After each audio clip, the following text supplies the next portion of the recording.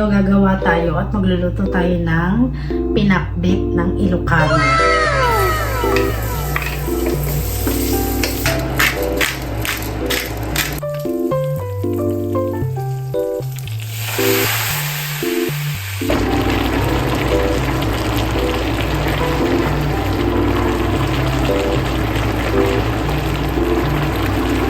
Konti lang sinain ko kasi mga tao rito nagda-diet daw. Dati kasi yung bata ako, nagpapalingas pa kami ng uling bago kami makapagsaing kasi nung araw wala kaming rice cooker, wala kaming gasol. So ang ginagawa ng nanay ko, bumibili kami ng uling sa palengke. Tapos pinapalingas pa namin, ang tagal nun bago kami, siguro makakakain kami 2 hours bago kami makakain. Pero ngayon, meron na tayong magandang kalan, nakakapagluto na tayo kahit anong oras. Ito na, meron na tayong pakbet, fried fish, and brown rice. Let's eat mga kachupa. Ang isip ng asawa ko sa akin, mapayat pa ako nito.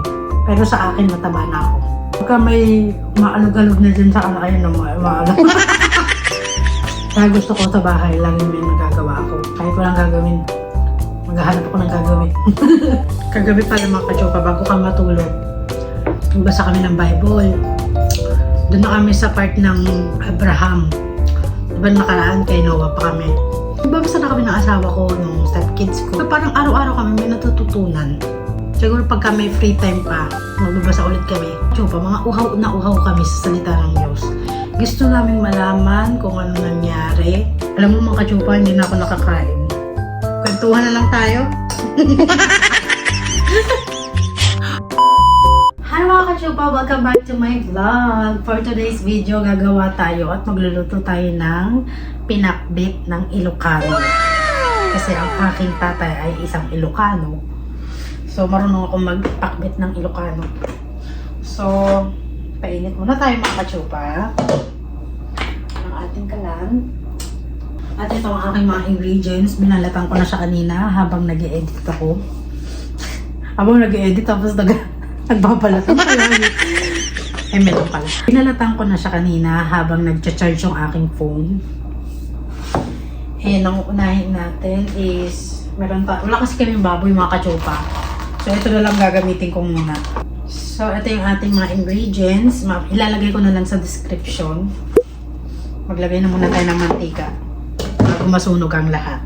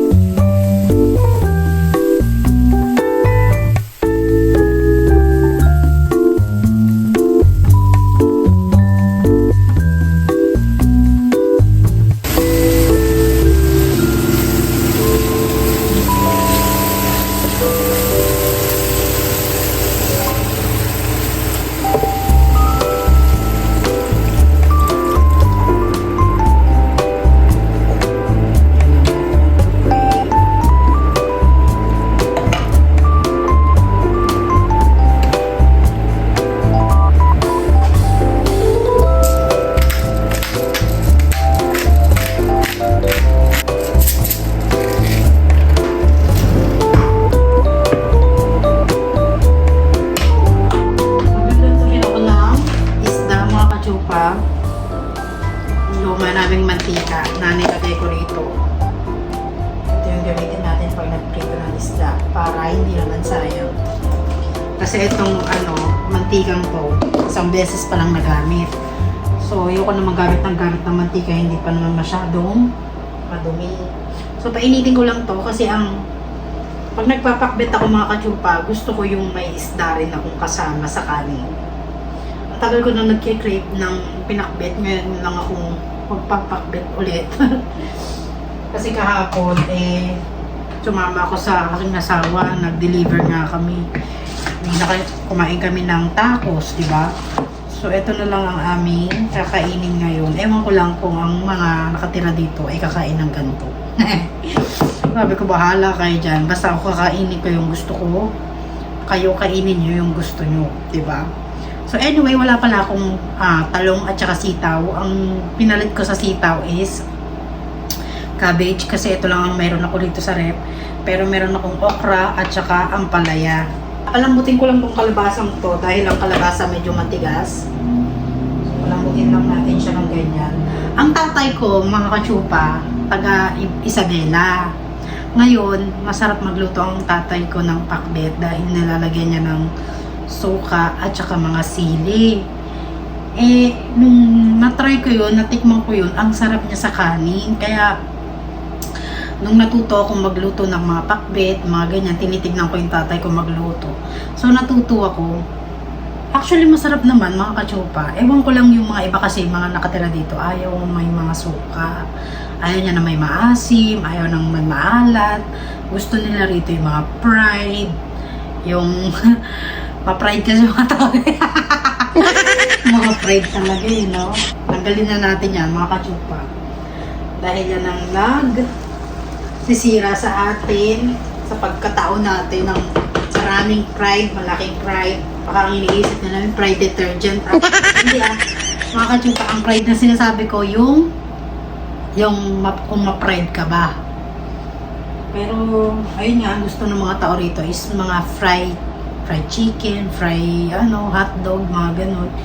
Ako hindi ako sanay sa mga ganun dahil laking Pinas ako. Gusto ko may mga gulay, may mga sabaw, may suka, may di ba? So, painitin lang natin to. Dudulto lang ako ng isang, isda.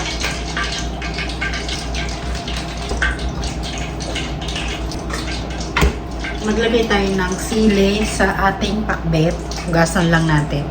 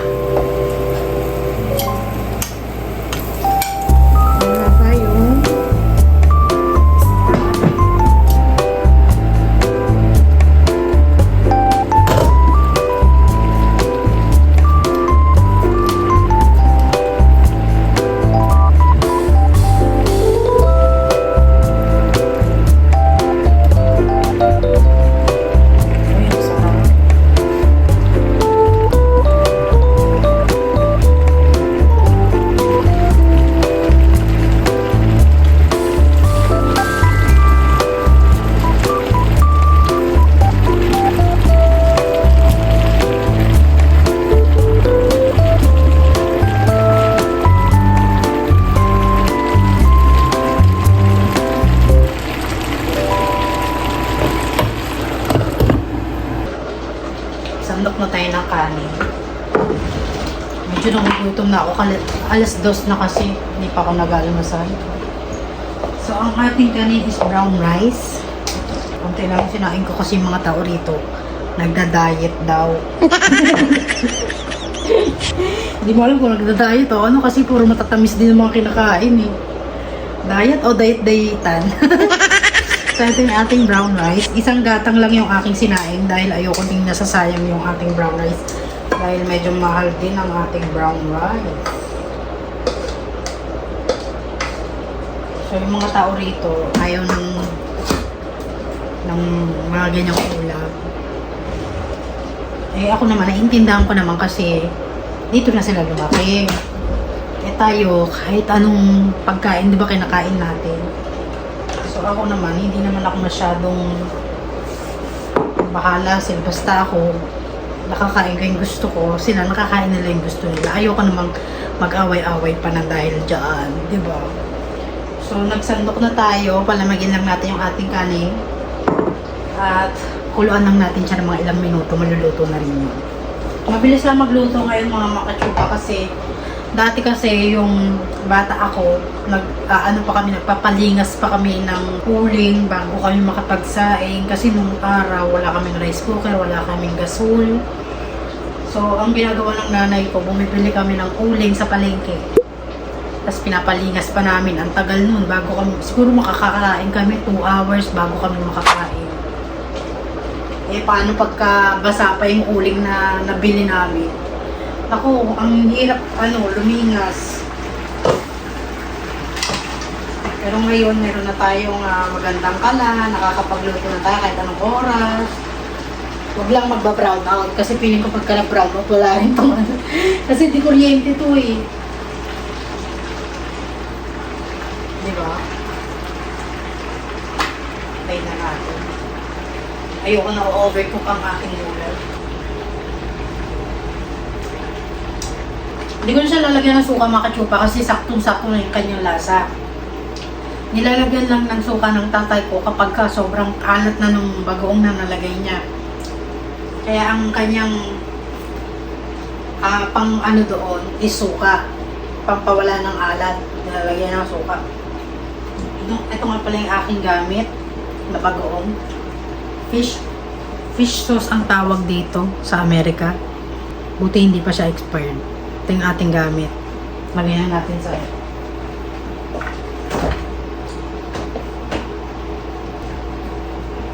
kumain na tayo, nagugutom na ako. Sandok na tayo ng gulay. Ang gusto ko ay may mga sabaw-sabaw. Panggang natin siya. Ito na, meron na tayong pakbet, fried fish, and brown rice. Let's eat mga katsupa.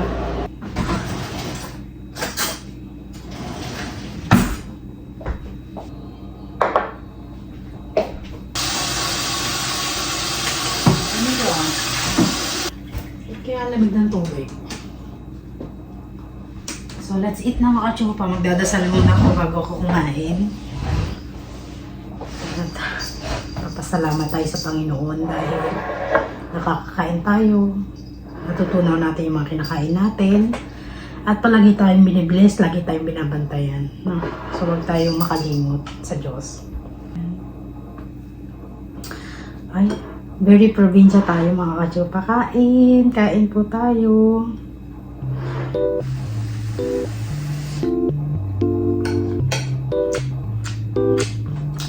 Sarap. Yun nga lang, hindi masyadong maano yung brown rice sa parang yung brown rice kasi parang ang tigas. Pero wala tayong magagawa kasi kailangan natin itong i-maintain yung ating brown rice para pumayat tayo. Kasi pagka white rice ang kinain ko, tataba na naman ako.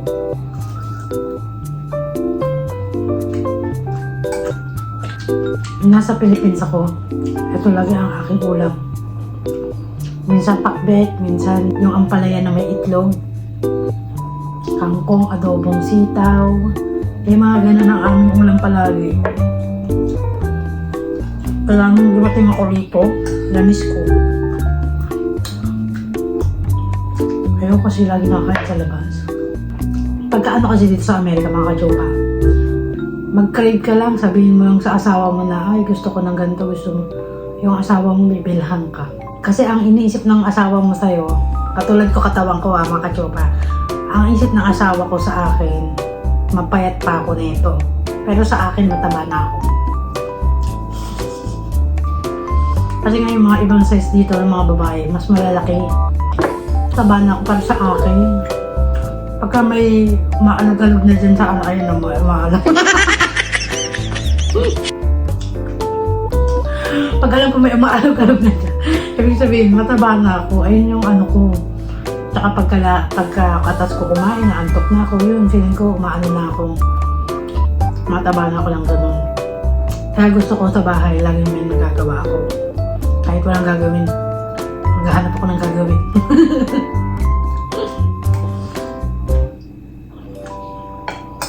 Ang asawa ko pala, mga kachopa, pumasok. Eh, anong oras na? Alas 2 na, mag-aalas 3 na.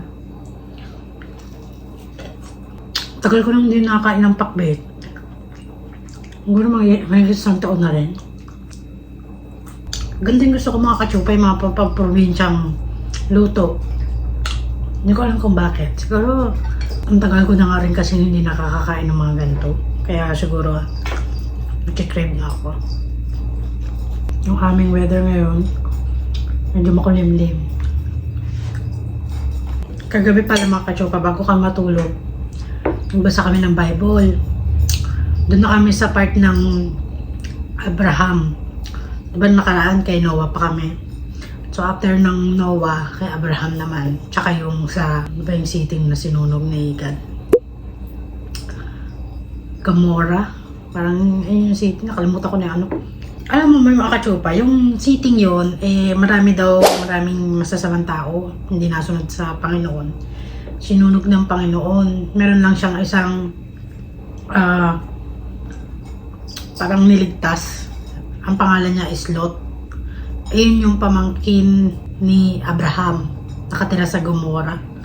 Gomorrah yata tawag na. Nakalimutan ko na yung pangalan ng place na yun.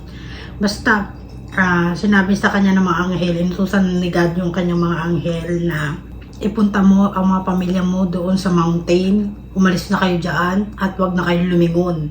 Sabi ng anghel doon sa sa pamilya niya.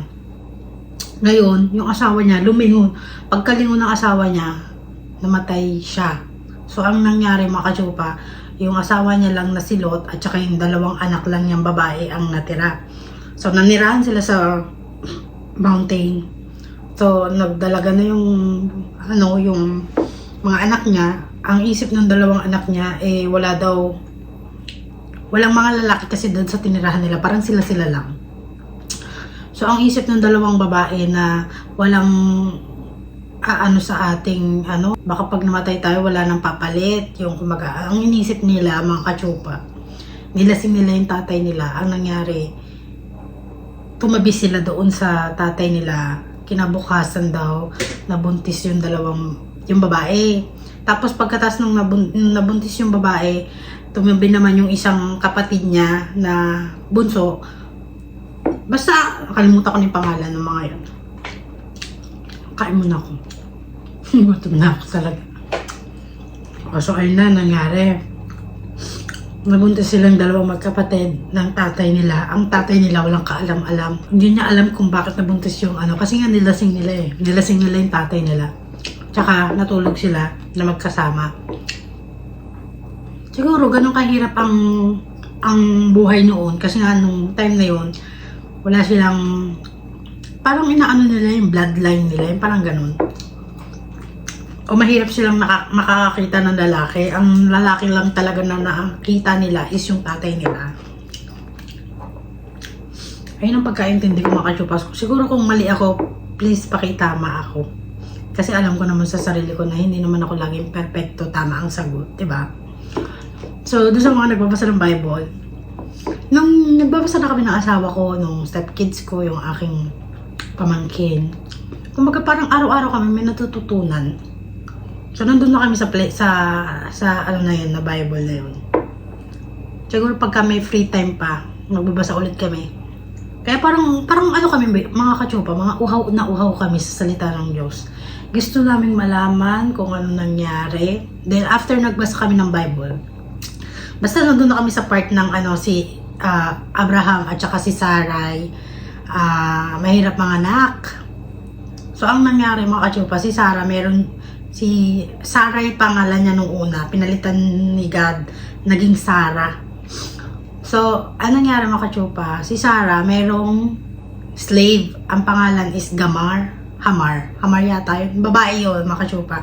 So, sabi niya, ang hirap daw niyang mga anak, ganyan. So, sabi niya sa asawa niya na matulog si Abraham doon sa slave niya para mabuntis siya, para magkaroon daw sila ng anak. Nung nabuntis, mga kachupa, nagkaroon na sila ng anak ni nagselos naman si Sarah. Ang sabi naman ni Sarah, paalisin mo yung parang, basta ang hirap ko i-explain mga kachupa. Ang hirap niya explain kasi medyo parang nagselos si Sarah dahil nga nagkaroon na sila ng anak. Pero si Abraham, mahal na mahal pa rin niya. Si Sarah talaga ang tunay niyang asawa. So, ang nangyari kasi kay Sarah mga kachupa, hirap siyang mabuntis. Hirap siyang karoon ng anak. So, ang nangyari, sinabi ni God na magkakaroon siya ng anak sa gantong edad. Nung time na yung mga kachupa, si Abraham yata is 90 years old. Tapos si Sarah mga nasa rin. Tapos nagtatanong si Sarah kung pwede pa ba yun? Matanda na ako. Hindi na ako pwede mabuntis. Parang ganun. Tapos sabi ni God parang walang imposible sa Panginoon. Maniwala at manalig ka na lang. Ganyan. Tapos nung nanganak na si Sarah, ang pinangalan nila sa anak nila is Isaac. Nandun na kami sa part na yon. So, after nun, siguro mga next week ulit magbabasa ulit kami or kung may free time. Kasi kahapon, nung Sunday, wala dito yung stepdaughter ko. Dun siya natulog sa friend niya, sa best friend niya. Hindi kami dapat pagka nagbabasa kami ng Bible, buo kami. So yun na, nagbasa kami ng Bible. After namin magbasa kahapon, nanood kami ng Passion of the Christ sa Netflix. Yung kanyang pamangkin, first time niya lang panoorin yun. Di ba ang tagal-tagal ng movie yun? Hindi daw niya alam na kasi nga, di ba sabi ko sa inyo mga kachopa, monk sila, wala silang religion. Ang religion nila noon mga kachopa, shaman. Hindi sila naniniwala sa mga ganyan. Nung panonood ng kanyang pamangkin na nalungkot siya, bakit daw ganun ginawa kay Jesus, dinuraan, tinapakan, sinuntok, lahat ng sakit diranas ni Jesus. Tapos sabi ng kasawa ko, ang hirap ng dinanas ni Jesus, no? Parang ni isa. Kaya nung mga apostol niya, talagang sa kanila, parang naglaylo yung mga apostol niya kasi takot silang gawin sa kanila yon. Kasi walang ni isang sasagip kay Jesus di ba? So sabi, siguro ito talaga yung ni God para kay Jesus. Parang ito talaga yung ng mga tao sa kanya, gante, pagkatapos sagipin lahat, paggamutin lahat ni Jesus, lahat na may mga sakit doon sa Israel, di ba? Duduraan, ganyan-ganyan, isipin, galing ang power ni Jesus sa demonyo, mga ganyan. Iba talaga, no? Iba talaga na. Tapos pagkatapos mamatay ni Jesus, kasi nung akala ko nung bata ako mga kachupa, wala akong alam masyado sa religion. Akala ko yung Passion of the Christ, yung pinanood ko, is story lang. Nung nagkaroon ako ng mga isip, siguro mga 10 years old, 15 years old, pataas, nagkakaroon ako ng isip na, totoo pala. Totoo pala talagang may Jesus, my God, na nagpapagaling. Meron talaga. So, simula nung bata ako nalaman ko na ganito nga, totoo yung Israel, totoo yung totoo si Jesus, totoo na nagpapagaling si Jesus, maniwala ka, manalag ka lang, lagi ka magdadasal sa Kanya. At susundin mo lahat ng utos niya, pagkakalooban ka ng Diyos, gagantimpalaan ka. Diba? Share lang. Basta ang sarap. Nagkaroon ako ng mga utak na ganun. Parang ang sarap aralin lahat ng nangyari sa buhay ni Jesus nung bata pa siya. Namatay siya nung 3 days before na nabuhay siya. Ano nangyari, mga ganun. Gusto ko aralin mga kalupa parang ako uhaw ako sa salita ng Diyos na gusto kong kilalanin pa si Jesus kung ano ba talaga siya, kung ano mga nangyari, mga ganun. Kasi pagka inaaral mo siya, nagkakaroon ka ng ano eh, ng idea kung bakit gano'n ang ginawa. Ganun ang nangyari kay God, di ba? Ganun ang nangyari kay si Isaac at saka si Jesus, parang magkaparehas lang. Pero ang nangyari kasi mga kachupa, si Isaac, nung iahain na siya ng tatay niya, biglang may kapalit, lumabas yung, ano pangalan ng animals na yun. Basta hindi siya pinatay ng tatay niya kasi ang sabi kasi ni God, ialay mo sa akin ang anak mong si Isaac. Diba? Nag-iisang anak lang ni Abraham, si Isaac, diba? Mahal na mahal ni Abraham si Isaac. Pero sinunod pa rin niya yung utos ng Diyos. Kahit na mahal niya yung anak niya, sinunod niya yung utos ng Diyos na ialay sa kanya si Isaac. Ang gagawin kasi dapat ng tatay niya is, akala niya papatayin si Isaac kasi nga aalay nga kay God, diba? Pero hindi. Kumbaga, pumunta sila sa mountain para may kunin. Kumbaga kapalit kasi yung parang animal sila. Kalimutan ko na yung pangalan ng animals na yun. Ang magkaiba lang kasi kay Jesus at saka kay Isaac. Si Jesus, walang kapalit. Kumbaga siya talaga ang alay. Diba? Alam mo mga kachupa, hindi na ako nakakain. Kwentuhan na lang tayo.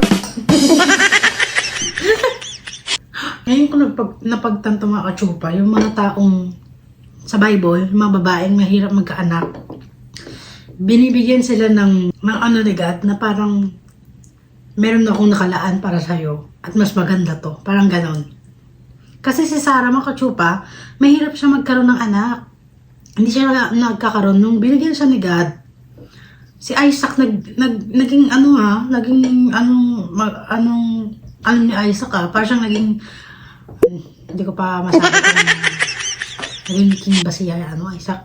Basta nakalimutan ko na, kasi hindi ko pa siya, nandun pa lang kami sa kay Sarah, nabuntis pa lang si Sarah. Hindi ko pa masabi kung anong next na nangyari. Pero marami kasi ako nabasa na si Sarah, ang hirap mga anak. Tapos, meron pang isang mahirap mga anak Basta parang ginaganta palaan niya, God, yung mga mahihirap magkaroon ng anak. Pag binibigyan ng anak, yung anak nila parang may purpose sa mundo. Yun yung naisip ko. So, lahat kami nakatira dito sa bahay namin, parang uhaw na uhaw sa salita ng Diyos. Kaya, pag nagbabasa kami ng Bible, lahat tahimik. Ang asawa ko lang ang nagsasalita. Tapos pagka may mga tanong, nagtataas ng kamay, ganyan. Natutuwa ako kasi dati hindi namin ginagawa yun. Kumbaga lagi kami malak sa oras, lagi kami computer, lagi kami kanya-kanya lang kami. Ngayon, ang banding na is yung magbabasa ng Bible. Diba? At least may natututunan kami, na-apply namin siya sa sarili namin. Diba? Sarap talaga ng ating pakbet. Ako na to, almusal, tanghalian, kahaponan. Busog na ako mga kachupa. Pero masarap. Kung gusto nyo, gayahin yung ating pakbet. Andyan na, nilagay ko na lahat ng mga ingredients dyan. Kayo na lang bahala kung paano nyo ititimpla. Parang gusto ko pa kumain. So, thank you mga kachupa for watching this. And sana nagustuhan nyo yung ating kwento at ang ating pagluluto. Thank you for watching and God bless!